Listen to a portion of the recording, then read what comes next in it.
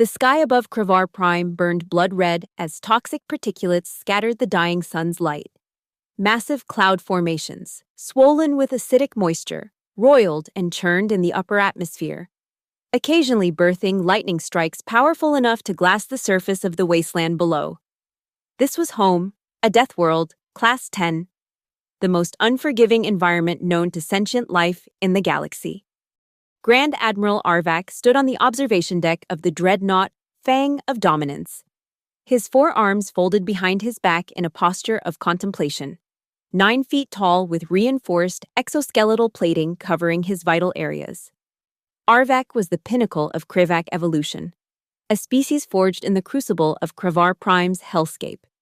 His secondary set of eyes swept upward to monitor atmospheric conditions, while his primary pair remained fixed on the holographic display before him. Transmission verified, Grand Admiral. The ship's communications officer reported, mandibles clicking in a show of respect. The 7th Fang Fleet awaits your command.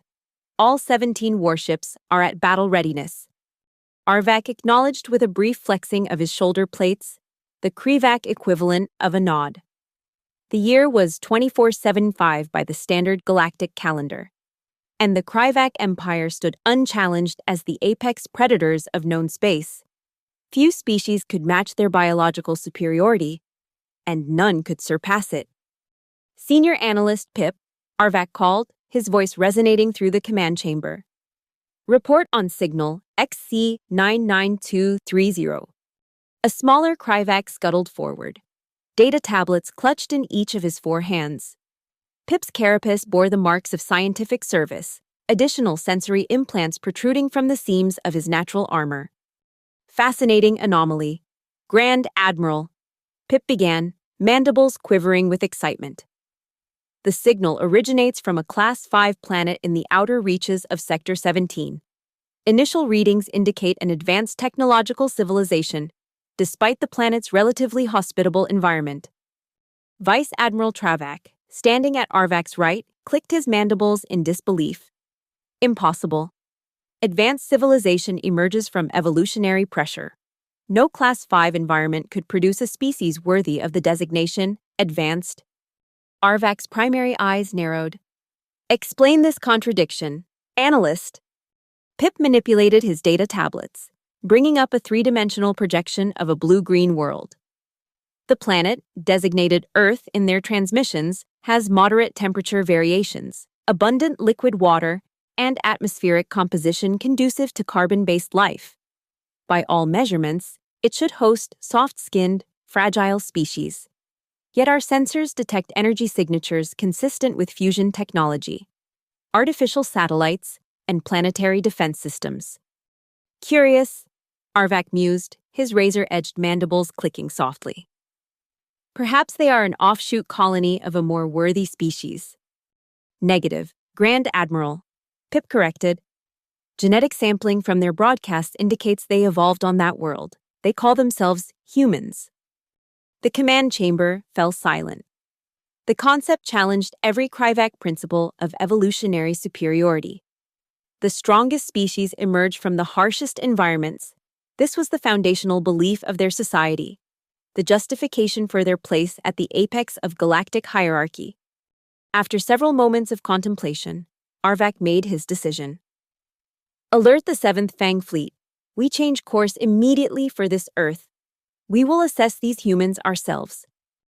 Grand Admiral, Travak protested. The Supreme Hunt Council has not authorized. I invoke First Contact Protocol. Arvak interrupted.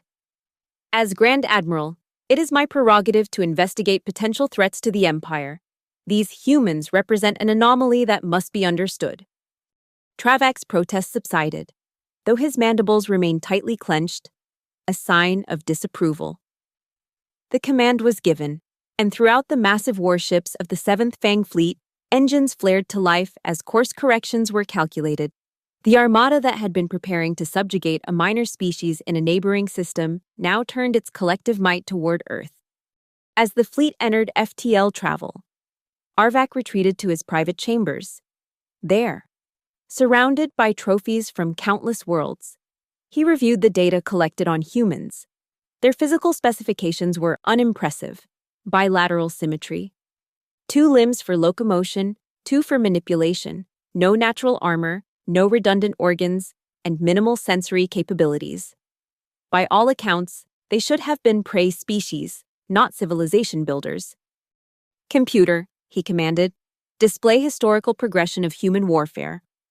The holographic projector in his chamber came to life, showing primitive humans wielding simple stone tools, then metal weapons, followed by increasingly sophisticated instruments of destruction: chemical propellants, internal combustion, nuclear fission, and finally, the directed energy weapons comparable to current Krivac technology. "Remarkable," Arvak muttered. They compensated for physical weakness with technological innovation at an accelerated rate. He clicked his mandibles thoughtfully. Perhaps they will provide an interesting hunt after all. The journey to Earth took 17 standard days. During that time, Arvak ordered intensive study of human communications, culture, and military capabilities. The more they learned, the more puzzling the species became. Humans appeared to value cooperation over competition, preservation over predation, concepts antithetical to Krivac philosophy. "They are soft," Travak declared during a strategy session. "Their environment has made them weak. They will surrender when faced with true strength." Pip, who had immersed himself in human data transmissions, was less certain. "They are adaptive, Vice Admiral. Their history shows remarkable resilience in the face of catastrophe." "Adaptability is not strength," Travak countered. "When their bodies fail, as all soft flesh must, no amount of adaptation will save them." Arvak listened to the debate with growing interest. "We shall see," he finally interjected. "Prepare the contact protocols. We will assess them according to the traditional measures." As the 7th Fang Fleet dropped out of FTL on the edges of the Sol system, they were immediately detected. Earth's defense systems activated, tracking the incoming vessels with precision that impressed even the Krivac tactical officers. "They have identified us," the sensor officer reported. "Primitive electromagnetic scanning technology, but surprisingly effective range and resolution." "Grand Admiral," the communications officer called. "We are receiving a transmission from the 3rd planet. They are welcoming us." Arvak's mandibles clicked in surprise. "Welcoming, not challenging our approach?" "No, sir. They invite us to establish orbit and offer diplomatic contact." This was unprecedented. Most species either fled from or attacked Krivac fleets on sight, an instinctual response to a superior predator. This calm invitation suggested either supreme confidence or profound naivety. "Proceed to Earth orbit," Arvak commanded. "Maintain combat readiness but take no hostile action."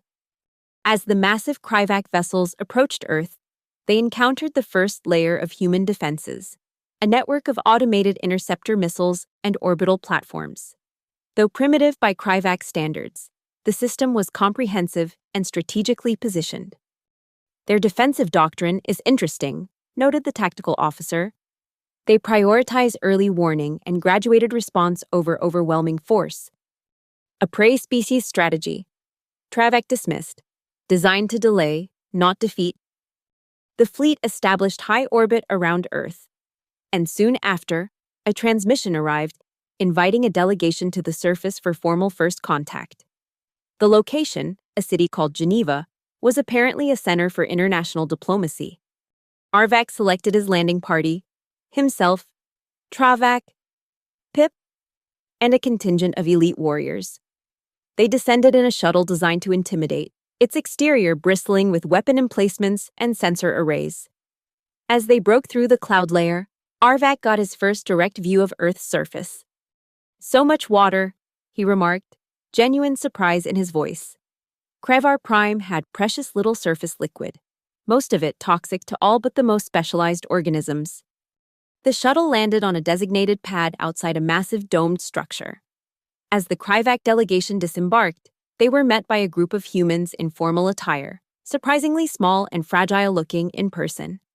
Their skin was exposed, with only thin fabric covering portions of their bodies. "They wear no armor," Travak observed incredulously. Not even exoskeletons? Pip scanned the humans with his sensory implants. Confirmed biological entities. No significant cybernetic enhancements detected. Average height, approximately 5.8 feet. Average mass, approximately 70 kilograms. A human female stepped forward. Grand Admiral Arvak, I am Secretary General Amara Okafor of the United Nations. On behalf of humanity, I welcome you to Earth. She spoke in flawless Kryvak, clearly utilizing translation technology. Arvak towered over her, his massive form casting a shadow across the human delegation. By Kryvak tradition, he should have immediately challenged this presumed leader to establish dominance. Instead, curiosity stayed his claws. Secretary General, he replied, the Kryvak Empire acknowledges your greeting. We have come to assess your species according to our protocols. If the human was intimidated, she showed no sign.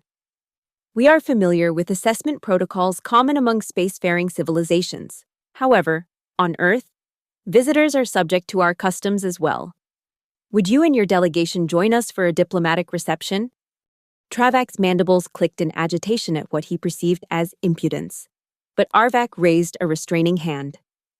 We will observe your customs, as a matter of study. The Kryvak delegation was escorted into the domed building, where hundreds of human representatives from various regions had gathered.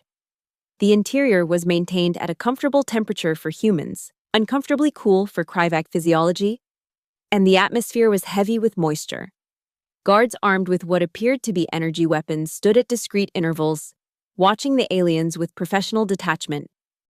Your weapons, Arvak noted, gesturing to the guards. Energy-based. Plasma containment technology, the Secretary General confirmed. Non-lethal settings for ceremonial purposes, though they can be adjusted if necessary. Pip scanned one surreptitiously. Impressive miniaturization, he murmured to Arvak. Their understanding of plasma physics must be advanced.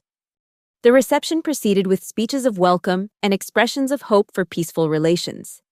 Food and drink were offered, analyzed by Kryvak sensors, and found incompatible with their biology. But the gesture was noted. Throughout it all, Arvak observed the humans with growing fascination. They showed no fear, only curiosity and diplomatic restraint. You mentioned assessment protocols. Secretary General Okafor said privately to Arvak as the reception continued around them. May I ask what these entail?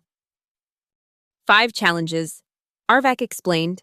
Strength, endurance, combat prowess, problem-solving, and adaptability. All species are measured thus by the Kryvak. The human's expression remained neutral. And if a species fails your assessment, they are categorized accordingly. Those found wanting become protectorates of the empire. Those with potential become vassals. Those who excel become allies. And if we refuse to be assessed? Arvak's mandibles clicked in amusement. None refuse. It is the natural order that the strong evaluate the weak. To his surprise, the human smiled.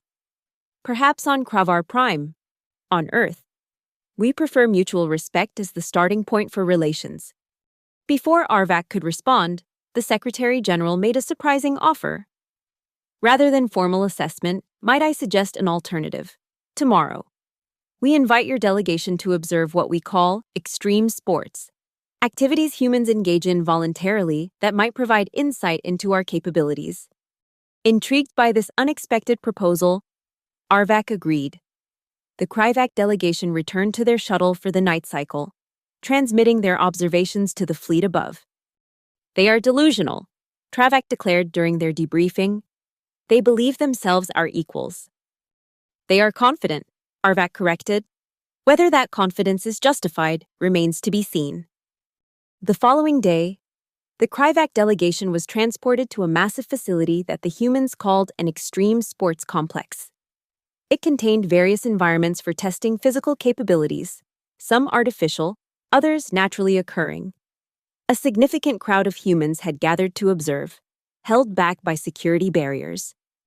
We've prepared demonstrations in 5 categories, explained Dr. Eleanor Chen, introduced as the facility's scientific director. These correspond roughly to your assessment protocols, though we've adapted them to showcase human capabilities specifically. Arvak noted the careful diplomatic framing. They were not submitting to assessment, but offering demonstrations. The distinction was meaningful, suggesting a level of political sophistication he hadn't expected. The first demonstration was labeled Strength. The Kryvac delegation was led to an open area where a massive metal block, weighing approximately 4 metric tons according to Pip's scans, rested on a platform. Our strongest Kryvac warrior can move this with difficulty, Arvak stated, gesturing to a member of his security detail. The warrior stepped forward, braced his 4 powerful limbs, and with tremendous effort, pushed the block several meters across the platform. Dr. Chen nodded appreciatively. Impressive natural strength. Now, our demonstration. A human male of average build approached, not the massive specimen Arvak had expected. Instead of attempting to move the block directly, the human entered a nearby mechanical construct, an industrial exosuit, Dr. Chen explained. This is cheating, Travak protested. We measure biological capability, not technological assistance.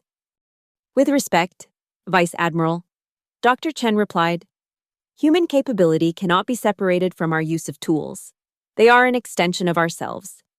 The human in the exosuit approached the metal block and, with smooth hydraulic assistance, lifted it completely off the platform and carried it across the demonstration area before carefully setting it down. Your warrior moved 4 tons with natural strength, Dr. Chen observed.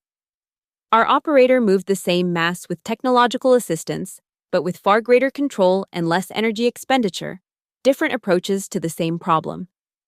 Arvak found himself unexpectedly intrigued. Proceed to the next demonstration. The endurance challenge took place on a circular track. A Kryvac runner, specialized for long-distance travel on Kravar Prime's harsh terrain, began a demonstration of sustained speed. For 6 hours, he maintained a pace that would exhaust most species, covering over 200 kilometers without rest. When he finally stopped, breathing heavily but standing proud, Dr. Chen introduced the human counterpart, an ultra-marathon runner named Maria Santos. Our best can match your pace for perhaps 30 minutes, Dr. Chen admitted, but Maria will demonstrate human endurance of a different kind. The human began running at a much slower pace. Hours passed, and while the Kryvac delegation grew restless, the human continued. Pip monitored her vital signs with growing amazement. She is regulating her metabolism, he reported to Arvak, conserving energy, maintaining hydration through minimal water intake. She could continue this for days. Inefficient, Travak scoffed. Our warrior covered twice the distance in the same time. But your warrior is now exhausted, Dr. Chen pointed out as the human continued her steady pace. Maria is not. She can maintain this for over 100 hours with minimal rest. We call it ultra-endurance. The third demonstration focused on combat prowess. Here, Arvak expected humans to fail dramatically. A combat arena had been prepared, and a Kryvac warrior entered, armed with traditional blade claws attached to his upper limbs.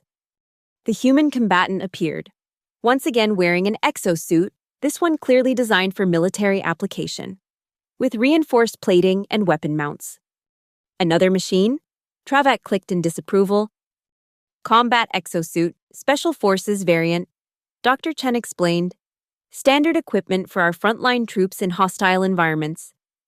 The demonstration began, and what followed surprised even Arvak. The human operator, lacking the natural speed and strength of the Kryvac, used the exosuit's enhanced mobility and integrated weapon systems to fight defensively, never directly engaging but maintaining distance while employing ranged attacks and tactical positioning.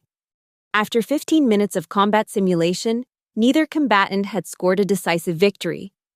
The Kryvac warrior, though superior in natural ability, could not overcome the technological advantages of the exosuit. The human, though technologically enhanced, could not overpower the Kryvac's biological superiority. Dr. Chen called a draw, much to Travak's visible frustration. In actual combat, she explained, humans rarely engage in one-on-one confrontations. We prefer coordinated team tactics, combined arms approaches, and overwhelming force applied at strategic points. The fourth challenge, problem solving, took place in a sealed chamber filled with toxic gas, harmless to cryovac physiology but lethal to humans. A complex locking mechanism secured the chamber's ventilation system, and the challenge was to unlock it and clear the gas. A cryovac engineer approached the mechanism, analyzing its components with practiced efficiency, using his four limbs to manipulate multiple interfaces simultaneously. He solved the lock in approximately 12 minutes, an impressive display of cryovac analytical ability. The human approach was entirely different. Rather than entering the chamber, their problem solver, a systems engineer named Dr. Hikaru Tanaka, accessed a control panel outside the room. "What is he doing?" Arvak inquired. "Bypassing the lock entirely," Dr. Chen explained. "He's hacking the environmental control system to override the chamber's programming." Within minutes, the ventilation system activated, clearing the gas without the lock being physically solved. "This isn't solving the problem," Travak objected. "It's circumventing it." "From our perspective," Dr. Chen replied, "finding the most efficient solution is solving the problem." The goal was to clear the gas, not specifically to unlock the mechanism. Arvak's mandibles clicked thoughtfully. Each demonstration revealed a pattern. Humans compensated for physical limitations with technological solutions and unconventional approaches. The final challenge, adaptability, took place in a massive environmental simulation chamber designed to replicate conditions similar to Krivar Prime: high gravity, toxic atmosphere, extreme temperature fluctuations, and unstable terrain. No human could survive these conditions unprotected, Arvak stated with certainty. "Correct," Dr. Chen acknowledged, "which is why we don't try to." A team of humans entered the chamber wearing environmental suits that Pip identified as advanced life support systems. Rather than attempting to endure the hostile conditions, they began constructing a habitat, deploying prefabricated components that, within hours, formed a sealed structure with regulated internal environment. "Instead of adapting our bodies to hostile environments," Dr. Chen explained, "we adapt the environments to suit our needs. This is how we've colonized our solar system, creating habitable spaces within inherently uninhabitable locations." By the end of the day's demonstrations, Arvak found himself in an unprecedented state of uncertainty. The humans had neither failed nor excelled in the traditional cryovac assessments. They had redefined the parameters entirely. Back aboard the Fang of Dominance, Arvak convened his senior officers to discuss their observations. "They are physically inferior, but technologically cunning," Travak summarized. "A species that has evolved to use tools rather than natural weapons. They pose no immediate threat but should be monitored." Pip offered a different perspective. "Grand Admiral, I believe we are witnessing something unprecedented. The humans have developed along an entirely different evolutionary path than the Krivak. Rather than becoming stronger to overcome environmental challenges, they alter their environments and create tools to overcome their biological limitations." Arvak considered both viewpoints. "Prepare a transmission to the Supreme Hunt Council. I will report our findings personally." In his private communication with the Council, Arvak detailed the demonstrations and his analysis of human capabilities. "They represent an anomaly in our understanding of evolutionary progression," he explained. "Their physical forms are inadequate for their level of achievement, yet they have compensated through technological innovation at an extraordinary rate." The Council's response was divided. Some members dismissed humans as unworthy of Krivak attention, a species that relied on external tools rather than innate strength. Others recognized the potential threat posed by a civilization that could advance so rapidly despite evolutionary disadvantages. "Continue observation," came the Council's final directive. "Determine whether they represent an opportunity for vassalage or a potential competitive threat." Over the following days, the Krivak delegation engaged in further diplomatic exchanges with Earth's representatives. They toured human cities, observed their industrial capabilities, and studied their social structures.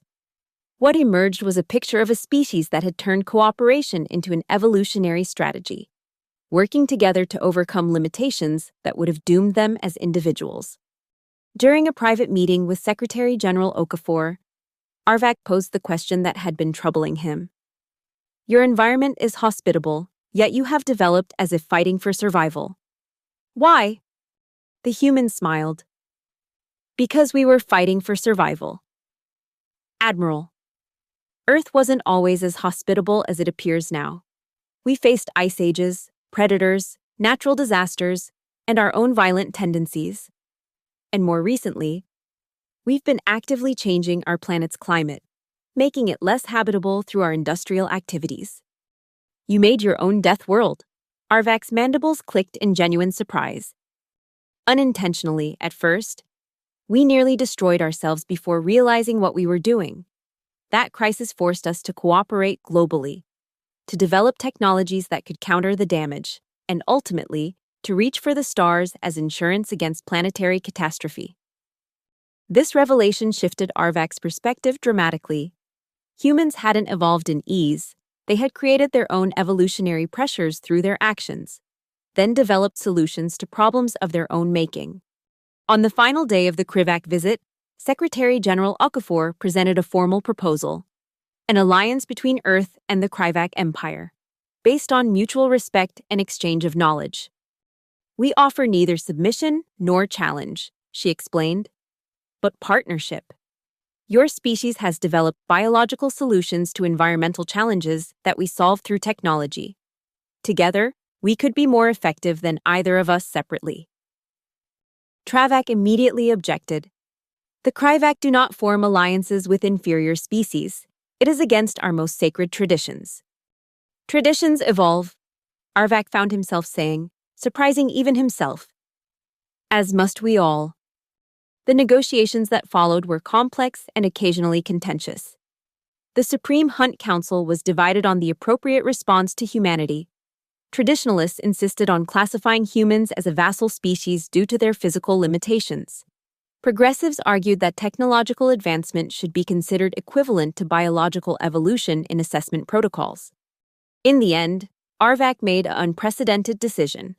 Rather than imposing Krivak classification on humanity, he proposed a new category in the galactic hierarchy: convergent apex species, those who had reached dominance through means other than biological superiority. 6 months after first contact, the Earth-Kravar Cooperative Treaty was signed aboard the Fang of Dominance in Earth orbit. The agreement established mutual defense pacts, knowledge exchange protocols, and joint exploration initiatives. For the first time in Krivak history, their warriors would patrol alongside another species as equals rather than conquerors. As the 7th Fang Fleet prepared to depart Earth orbit, now accompanied by human diplomatic vessels and exchange officers, Arvak stood once more on the observation deck, gazing down at the blue-green world that had challenged his most fundamental beliefs. A strange species, Travak commented, joining him at the viewport. Though still skeptical, the Vice Admiral had grudgingly accepted the new arrangement. An enlightening one, Arvak corrected. They have taught me that true strength lies not merely in the claw, but in the mind and heart that knows when to extend it in cooperation rather than combat. The Council will not easily accept this precedent, Travak warned. Many still believe we should have subjugated them. The Council will adapt, Arvak replied with newfound confidence. As humanity has taught us, adaptation is the truest form of strength. As the fleet accelerated away from Earth, beginning its journey back to Kravar Prime, Arvak reflected on the profound shift in his understanding. The strongest species in the galaxy was not necessarily the one with the hardest carapace or the sharpest claws, but perhaps the one that could turn its very weaknesses into strategies for success. The Krivak had evolved to survive their death world through biological adaptation over millions of years.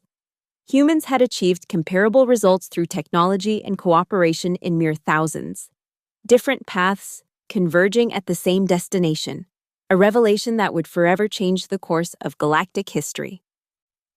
In his personal log that night, Arvak recorded a final observation. Today marks the beginning of a new era for the Krivak Empire. We have met our match not in a species that mirrors our strengths, but in one that reimagines the very concept of strength itself. The humans of Earth have shown us that survival depends not on dominating one's environment, but on finding harmony with it, and with others. This may be the most valuable lesson any species could teach another. And across the vast gulf of space, on a small blue planet circling an unremarkable yellow star, humanity looked to the stars with new perspective as well, no longer alone in the cosmic wilderness, but joined by allies who had emerged from the harshest crucible the galaxy could forge. Together, they would face whatever challenges the universe presented next, each complementing the other's capabilities in a partnership unprecedented in galactic history. The day the strongest Deathworld species met humanity had indeed changed everything, not through conflict as both might once have expected, but through the most unexpected outcome of all: mutual recognition that true strength comes in many forms and is multiplied when shared,